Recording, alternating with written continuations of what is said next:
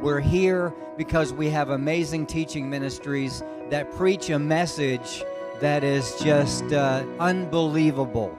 In fact, it's so unbelievable that it's changing people's lives every day. So we just appreciate being a part of something. We have 2 stations. I call it 2 stations and one amazing message. And that message is of Jesus Christ and what He has done for us. The face of technology is ever changing, and with radio, we are trying to change with it as we continue in radio, but also bring in different platforms. And something that's really cool that we want to just mention to you, to let you know about, that we are going to be starting here soon with our Faith Talk platform, is something called Studio Plus that might be interesting to you and your ministry.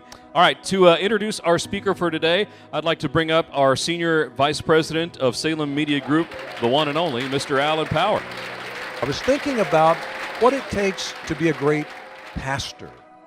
What represents the characteristics and qualities of someone who's truly called. It takes a special individual to pastor a church.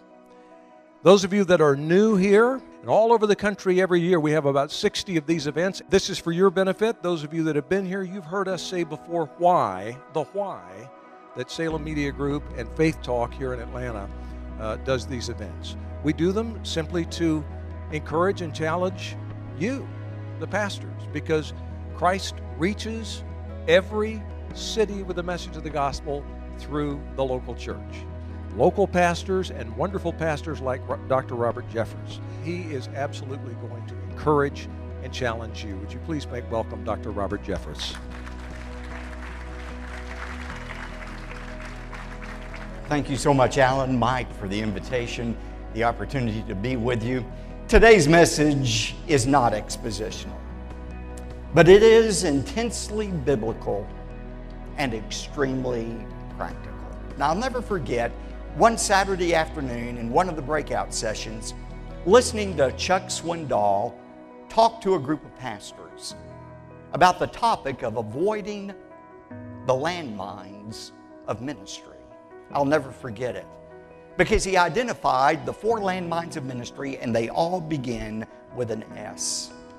You know, 35 years later, I can tell you, every one of those landmines he identified are real. And if you don't identify them and flee from them, you will blow up the ministry that God has given to you.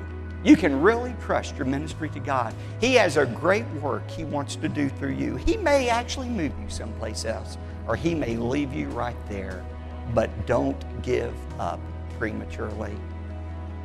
There has to be that time in your ministry when you decide, is this ministry about me, or is it about God? Is it about exalting myself or exalting Jesus Christ? It's one or the other. It can't be